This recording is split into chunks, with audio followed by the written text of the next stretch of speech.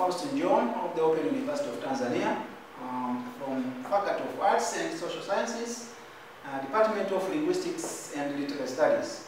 Welcome to OLT 132 course, which has to do with the studies in African literatures. OLT course is divided into 6 modules, whereby module 1 consists of 3 lectures.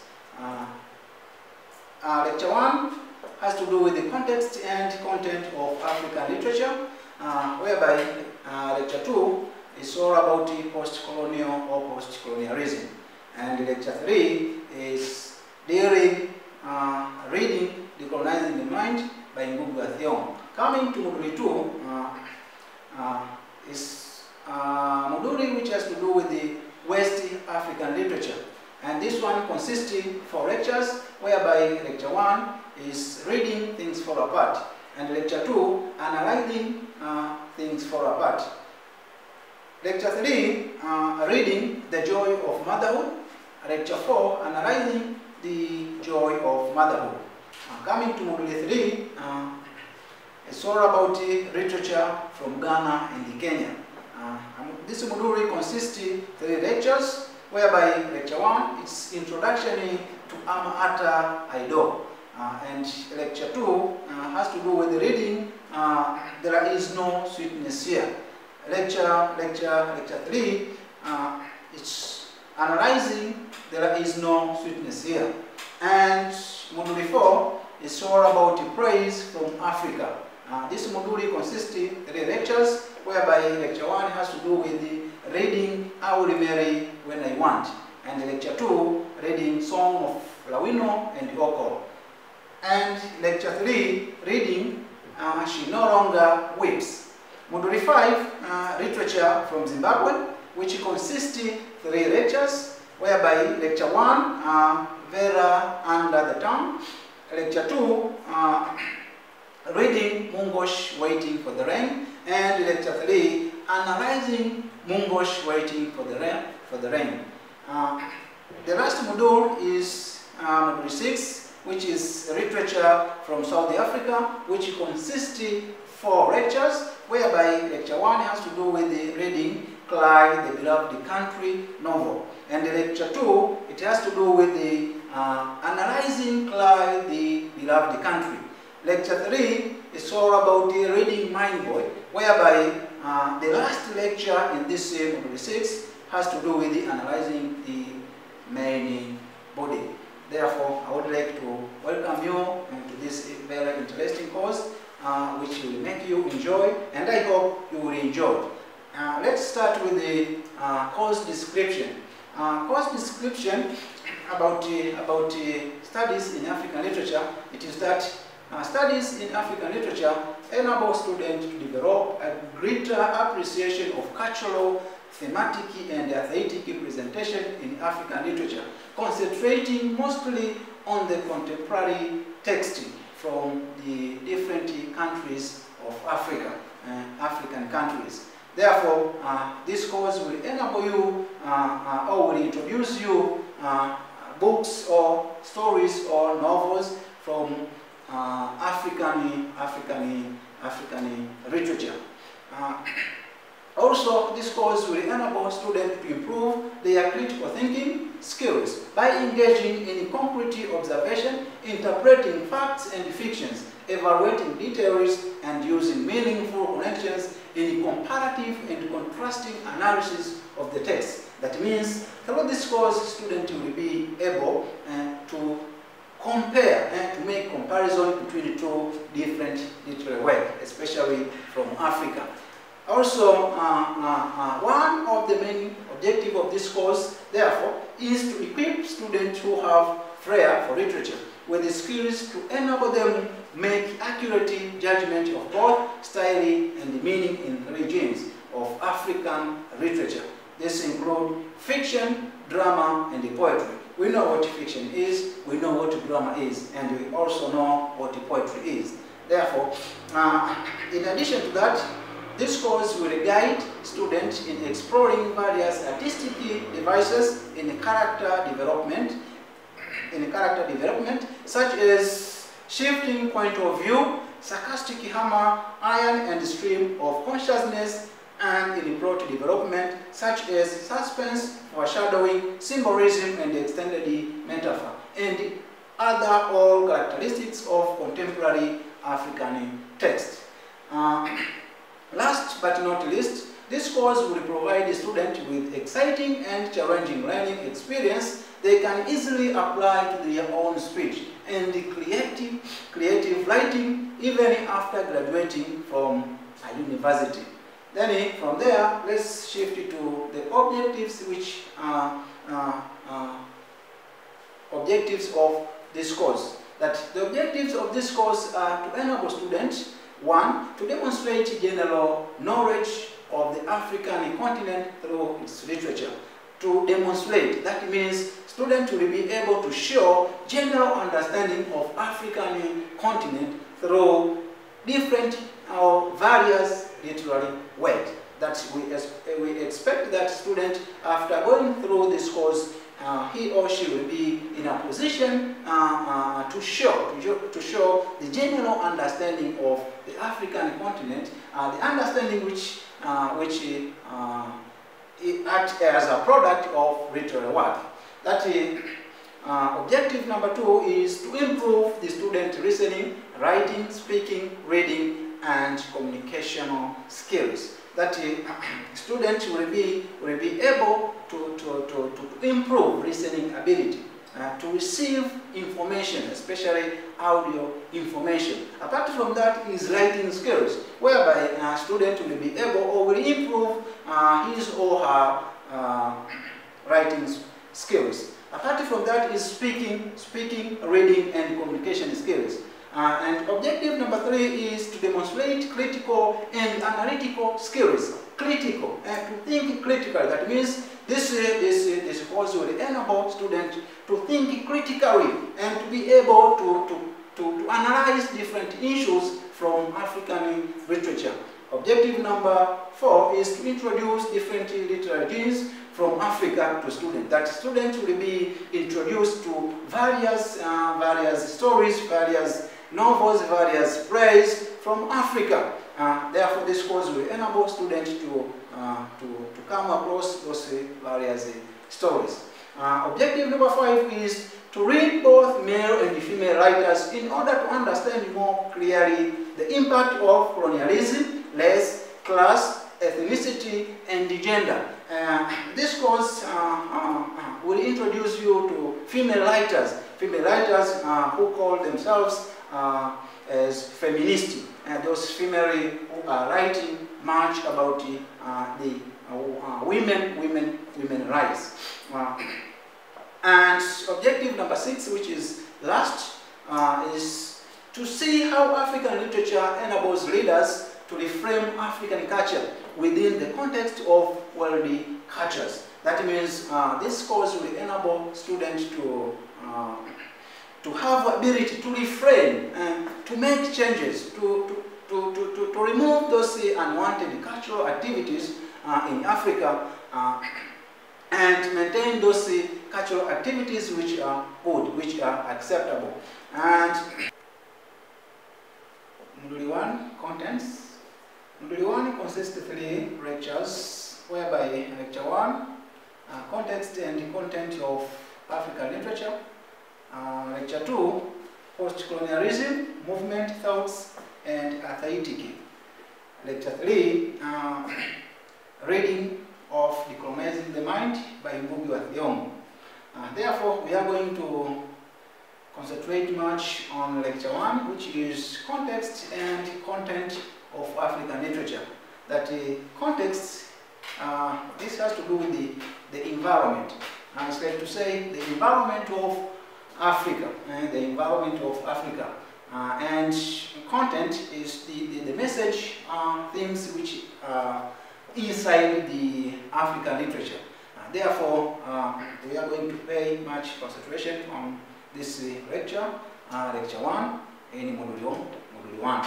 But before we go any further, there are some questions which we have to ask ourselves about the African literature. There are about 6 questions about African literature which we have to ask ourselves, which will enable us or which will help us to understand African literature in general. The first question is, what is African literature? What is African literature? Simply because we do need to know what African literature is. The second question is African literature a literature written by Africans or a literature written about Africa? That is Africa, a literature written in Africa. That means any kind of literature which is written in Africa may be defined as African literature. Then question number 3 is, in which sense are we saying African literature? Because even an Arab, an Indian, or a European can write it. Then in which sense are we saying African literature? Another question is it a kind of literature written by Africans about African issues? Is it literature written by Africans about African issues? Another question is, what is so special about African literature? Why not European literature? Why not Indian literature? Why not Asian literature and the others? What is so special in African literature? The last question, which is question 6, is how do African literature differ with the other literature from other parts of the world, including European literature, American literature, and the other kind of literature? And then what make African literature differ with the other literature from other parts of the world? Therefore, this course will enable you or will help you to answer those questions. And from there, let's shift to definitions of African literature and various definitions of African literature. According to Columbia Encyclopedia, African literature are literary works of African continent, literary works of the African continent. That means any literary work which is written in Africa refers to African literature. Any literary work which is written or authored in Africa, that is African literature. That a literature consists of works in different languages and various genes ranging from oral literature to literature written in colonial languages such as French, Portuguese, and English. That is African literature. That African literature is the literature of or from Africa. A literature of Africa or a literature from Africa. That is according to Columbia Encyclopedia. That a literature which includes oral literature or orature, the term coined by Ugandan scholar known as Pius Lim. Also, this definition or this term was supported by another writer known as George Joseph in his notes. That from there, let's see who is this Pius Lim and his contributions in orature or in literature or in African literature. That Pius Lim is a Ugandan linguistic scholar and literary theorist. That Pius Lim was an expert at Makerere University dealing with the linguistics, languages, studies of languages. At the same time, he was a theory developer at Makerere University. He was credited with coining the word orature as an alternative to the self-contradictory term oral literature, used to refer the non-written expressive African traditions. That oral literature used to refer unwritten expression and written work, literary work, written expressive African traditions. That Lim was also central in reforming the literature syllabus at Makerere University and to focus on African issues, African literature and culture instead of the English canon. That Pio's Rim, was died in 1979. Then there are some other definitions about African literature. African literature can simply mean an artistic use of word for the sake of art alone. That is, an artistic use of words. In other words, like to say, to use skills or to decorate a word or languages so that you can beautify a certain message which you want to pass to the society. That's the meaning of literature in other definition or in other words. Also, we can see the word art, that art refers to the systematic application of knowledge, or skills in effecting a desired result. That is a systematic use of knowledge. That you arrange words in a way that it can affect a certain message, a desired result. That's what that expression means. That traditionally, Africa do not radically separate art from teaching. That Africans from those days, Africans did not separate the word art from teaching. That they believe that if you want to teach, if you want to send a certain message, you must put it in a good way, in a way in which can influence a lot of people. That's why Africans radically do not separate art from teaching. Rather than writers or sing for beauty in itself, African writers taking their clue from oral literature use beauty to help communicate important truth and information to the society. There you can see why Africans cannot or do not separate art from teaching.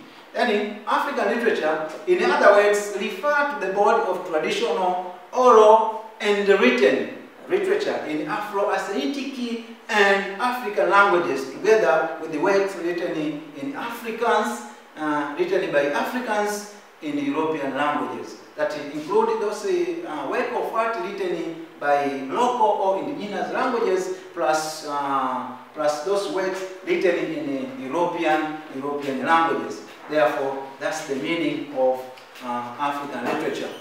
Then, traditionally, written literature is limited to a small geographical area than its oral literature. It most characteristic of those sub-Saharan cultures that have participated in the culture of Mediterranean. Historically, that is how it is. Then historically, also, there are written literature in both Hausa and Arabic, created by scholars of what is now northern Nigeria and the Somali. People have produced the same traditional written literature, That means they have produced a literature which is in their indigenous language. Indigenous language such as you can see, Somalian, Hausa, and Arabic. Then there are also works written in Ge'ez, that is Ethiopic, and Amharic, two of the languages of Ethiopia, which is one part of Africa where Christianity has been practiced long enough to be considered traditionally. Then from there, we can see oral literature, that some information about oral literature, where we're going to say that what is oral literature. That oral literature, or orature, as we have seen, the term coined by Pio's Rim, refer to the standard form, in bracket, or genes of literature found in the society without writing. That those works which are given out in words, words which are not written, or we can say those stories which are handed down through the word from mouth. They are referred as oral literature. It may be in prose or verse. That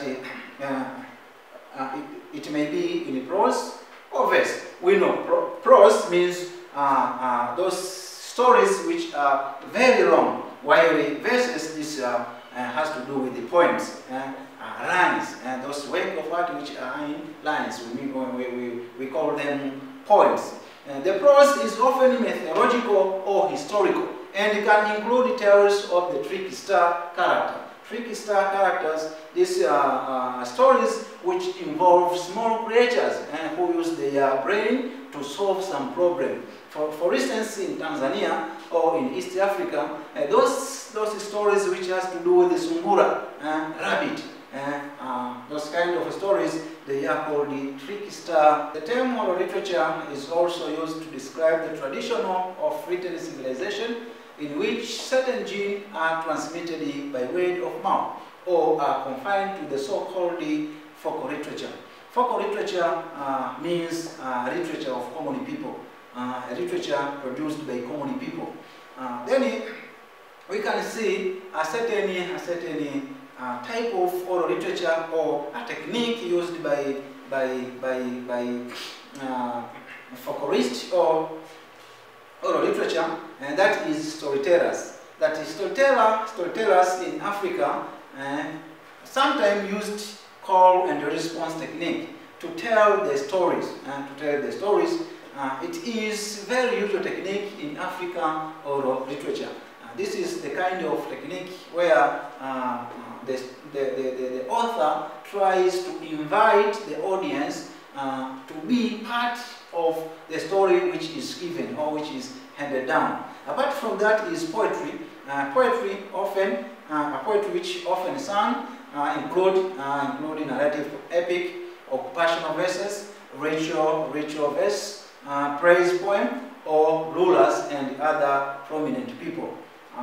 Oral literature or folk literature corresponds in the sphere of the spoken, that is oral words, to literature as a literature operates in the domain of the written words. That is, there is no standard definition of folklorist or folk literature, as have been varying descriptions for oral literature or folk literature. But a broad conceptualization refers to it as a literature characterized by oral transmission and the absence of fixed form. That it has no fixed form. That folk literature include unwritten stories, riddles, proverbs, and songs of a certain culture. Folk literature include those stories which are handed down through the word from mouth, as I have mentioned, such as unwritten stories, riddles, those questions which are posed to test cleverness of someone, proverbs, the common sayings which are used to pass a certain wisdom to members of the people, and also songs of a certain culture. All of those are found in folk literature. According to Merriam-Webster, the word folk is adjective in entry 2 of 2, refer to originating or traditional with the common people of a country or region, and typically reflecting their lifestyle. For instance, we have people like folk heroes, those people who did something or some events which are very important, hence the society decided to award them as a heroic award. Also, we have folk music.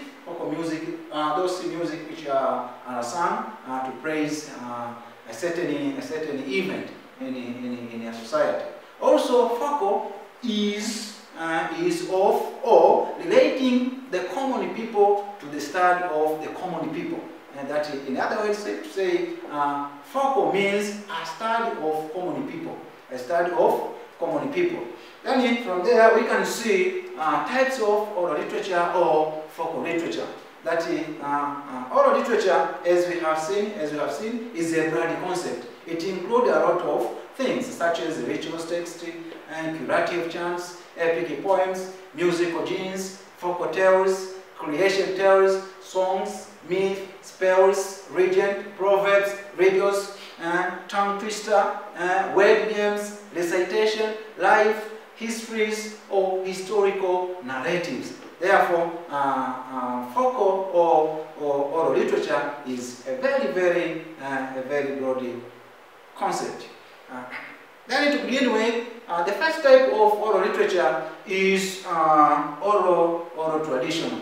If you refer in history, we have those we call historical sources of historical information, and there the first one is oral traditional. We do know that oral traditional historically is a very big or a very major way, major method which is used to collect historical information. The same applies in literature. That the first type of oral literature is oral traditional. And this includes any kind of story which is handed down through the word of mouth.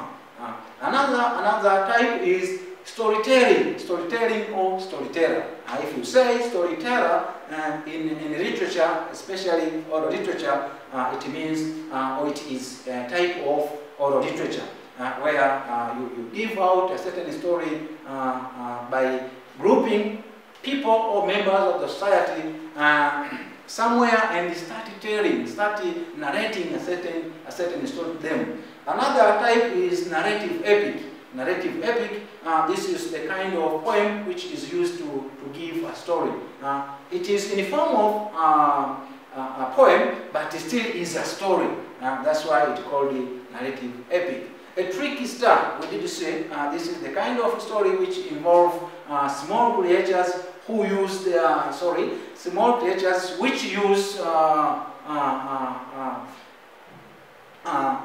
intelligence to solve the problem. As I have said earlier, stories like Sungura na Fisi, we see how that Sungura, that rabbit, tries to use common sense to escape danger from Fisi. Another type is occupational verses. Occupational verses, these are those songs or poems which are used at a working site and to give morality to those who are working. For instance, when you are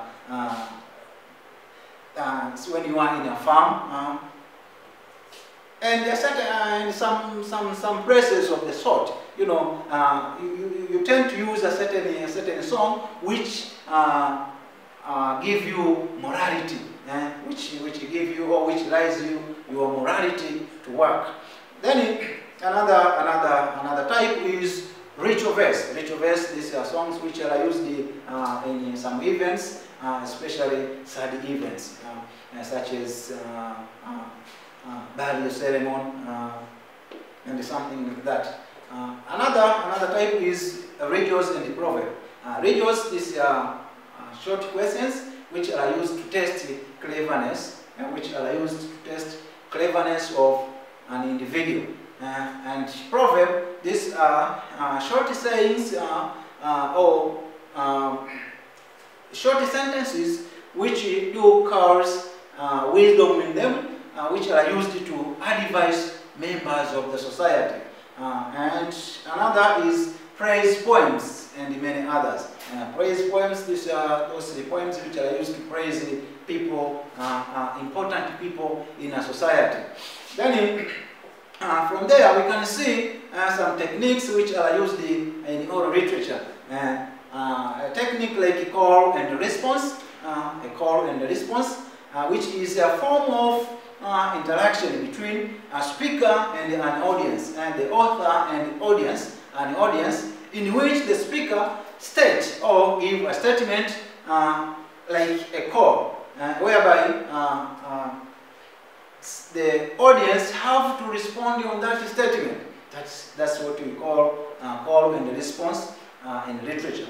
Then call and response is also used in music, in which it falls in the general category of antipathy. that we used to see. For instance, nowadays we have this we call bongo flava. Bongo flava, you find an artist like Professor J trying to make people sing. To make people sing, he gives out a certain call, and then people respond on that call. Therefore, that is what we call call and response. Then we have come across a certain terminology called the antiphon. That antiphon is a verse or a song to be chanted or sung in response by all. That a song which is there to be sung by all. That is antiphon. For instance, national anthem. That once you pause or once you order people to sing national anthem, that means all people are required to sing that particular song. Therefore, that technique is called the antiphon. Then we have religious, as I have said, that this is the term which is used to testing the cleverness of an individual. The obvious thing that happened during this comparison, especially in religious, that is a problem to be settled or solved. The religious is normally said to test the brain, to test the cleverness of an individual, as I have said. Then we have proverb. That proverb are those sentences, short sentences, contains wisdom in them, normally used to send a certain message to the members of the society. They are used to advise people, they are used to show good way to follow and others. Then we have narrative epic, as I have said, in other words, known as epic poem, epic, epos, or epopee. Those are names of narrative epic or narrative poem. They are very long narrative poem, ordinarily involving time beyond living memory, in which occurs the extraordinary doing of the extraordinary men and women who are seen dealing with the gods or other superhuman forces and gave shape to the moral universe of their descendant, the poet and their audiences, to understand themselves or people or nation. So this narrative epic or narrative poems, sometimes they have to do with unusual things or things which have to do with the beliefs in the society. Then we have a work song or occupational verse. That occupational verse, as I have said before, is a piece of music closely connected to a form of work, either sung while conducting a task or usually rituals verse. Rituals verse refer to poetry connected with the focal rites of everyday life, including prose or verses, exorcism, lament, songs, and sighs. As I have said before, that rituals verse, those songs which are used to events, sad events like funerals, laments, and the other of the sort. Then we can shift to division of African literature, where African literature is divided into 3, if not 4. That we have the first division, which is pre-colonial literature, such as Ethiopian literature, written in Greece, going back up to 4th century AD. Stories like Kebla, Negast, or Book of Kings. These were the stories which was written in, or which were written in before the coming of colonialists, in Africa. That's why we have the so-called pre-colonial literature. Also, we have a popular form of traditional African folk tales known as trickster, as we did see earlier. A story in which a small animal uses its wit, its cleverness to survive encounters with larger creatures. It is the kind of literature, or a kind in which an animal contest using intelligence rather than violence to the opponent. Examples of animals in Tricky Star and Tricky Star stories include Anas in Ghana, spider in the folklore or Ashanti people of Ghana. Also we have Ijapa, a tortoise in Yoruba folklores of Nigeria. Also we have Sungura, Sungura in East Africa. Sungura, for instance, stories like Sungura Nafisi, a hare found in the central of East Africa folklore. Other works in written form are abundant, namely in North Africa, the Sahara region of West Africa, and on the Swahili coast. Then, apart from pre-colonial literature, we have another type which is colonial literature.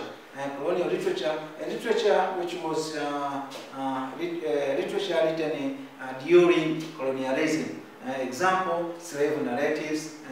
The slave narrative.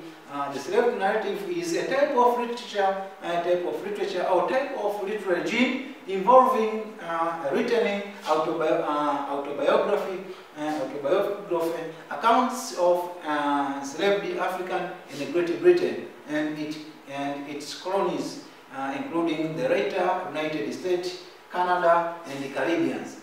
For example, we have a story of Orauda Equianos, the very interesting story, or the interesting narrative of the life of Orauda, which was written in 1789.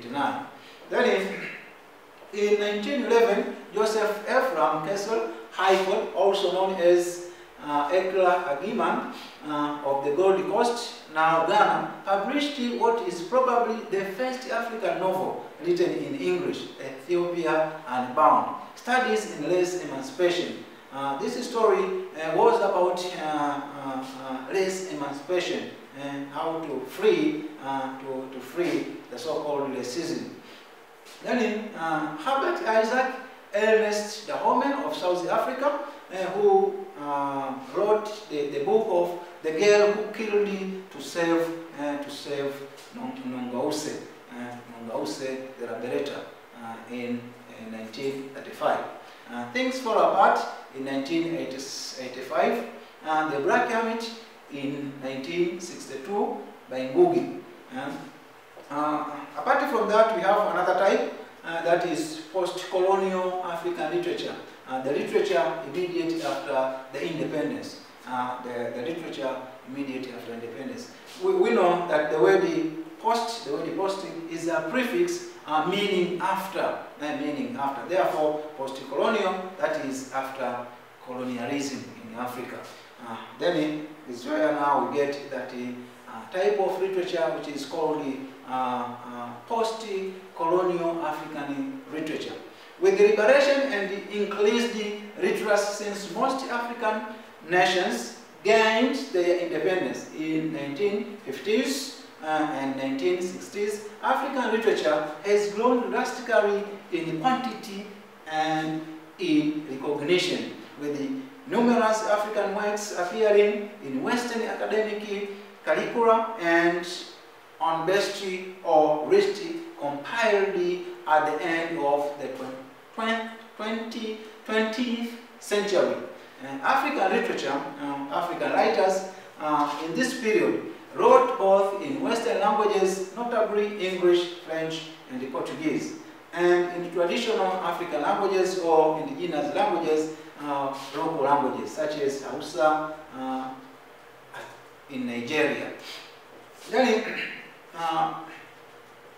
in the 1960s, considerably number of new writers had their early works published in various African journals and anthology of the time, such as at the point of 1959, Makerere University, transition since 1961, the East African Journal since 1964, later known as UMA, a Dar es Salaam University publication under the umbrella of Nairobi Oxford University Press.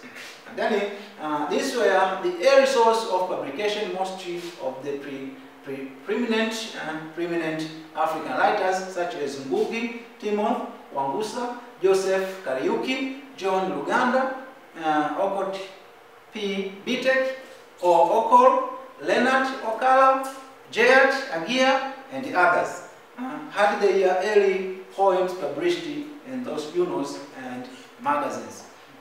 Then, since there has been a number of young writers, especially in 1980s, whose poems in such volume as Sermons and Anthology of East Africa Poetry, exhibiting not just of the radicalism of 1917s, but also the diversity and the theme of the typical of the time.